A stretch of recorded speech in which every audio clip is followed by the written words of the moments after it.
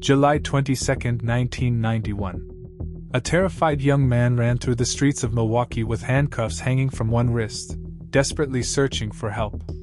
Sweating and panicked, he stopped two police officers and claimed a strange man had tried to kill him inside a nearby apartment. At first, the officers were skeptical. But moments later, welcome to Xfinity Evolution, where history comes alive and legends are reborn. When police entered apartment 213 of the Oxford Apartments building, they walked directly into one of the most horrifying crime scenes in American history. The apartment smelled of chemicals and decay. Scattered across the room were Polaroid photographs showing dismembered human bodies. Officers opened the refrigerator and found a severed human head. In the freezer were human organs and body parts wrapped in plastic bags.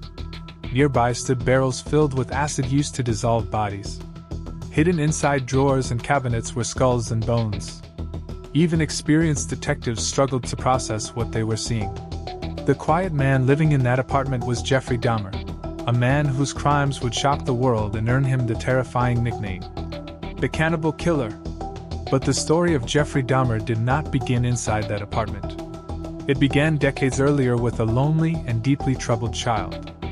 Dahmer was born on May 21, 1960, in Milwaukee before his family later moved to Ohio. As a child, he was quiet and withdrawn. His father later recalled how Jeffrey became fascinated with dead animals at an early age. While other children spent time with friends, Dahmer collected roadkill and dissected the bodies out of curiosity.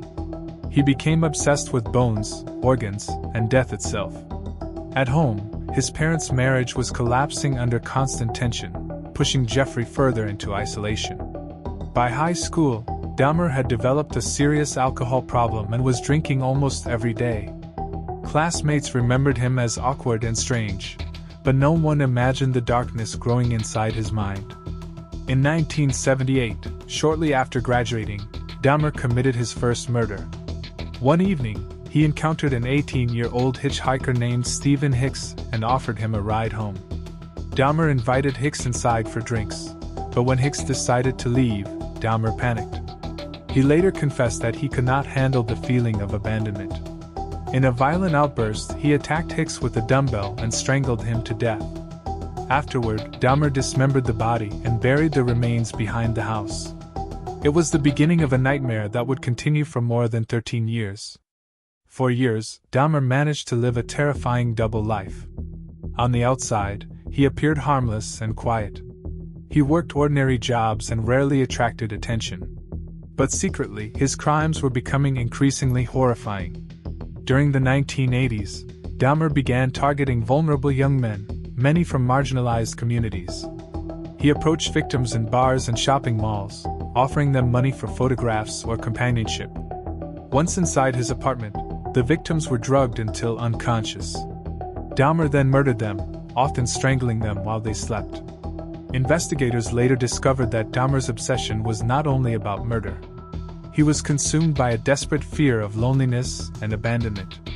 He wanted complete control over his victims and could not accept the idea of them leaving him.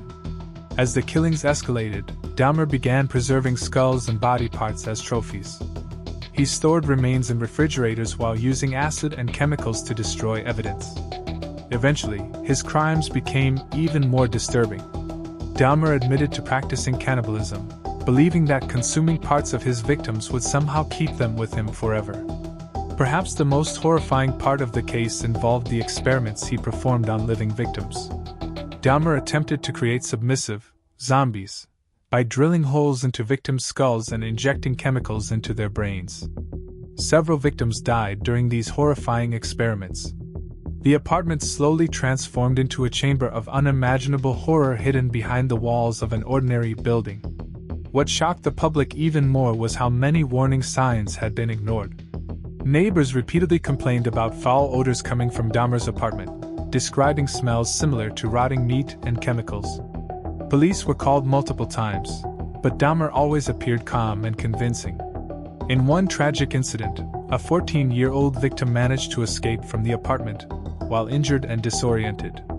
Witnesses begged officers to help the child, but Dahmer convinced police that the boy was simply his intoxicated partner.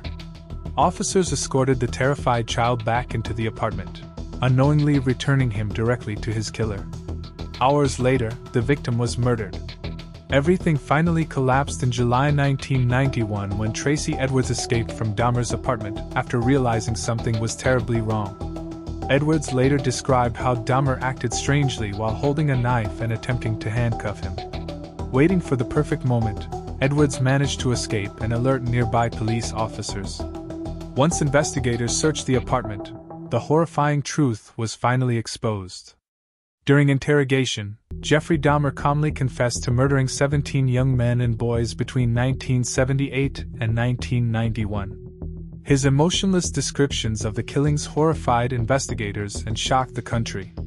In 1992, Dahmer pleaded guilty but mentally ill. His defense team argued that he was legally insane, but the court rejected the claim. He was sentenced to multiple life terms in prison. But even prison would not protect him forever. On November 28, 1994, Dahmer was attacked by fellow inmate Christopher Scarver inside a prison gymnasium in Wisconsin. Scarver beat Dahmer to death with a metal bar before guards could intervene. Jeffrey Dahmer died at the age of 34, bringing an end to one of the darkest chapters in American criminal history. Even decades later, the story of Jeffrey Dahmer continues to terrify people around the world. Not only because of the brutality of the crimes, but because of how ordinary he appeared to everyone around him. Behind the calm voice and quiet personality was a man hiding unimaginable darkness. The case exposed failures in law enforcement and forced society to confront a terrifying reality. Sometimes the most dangerous monsters look completely normal.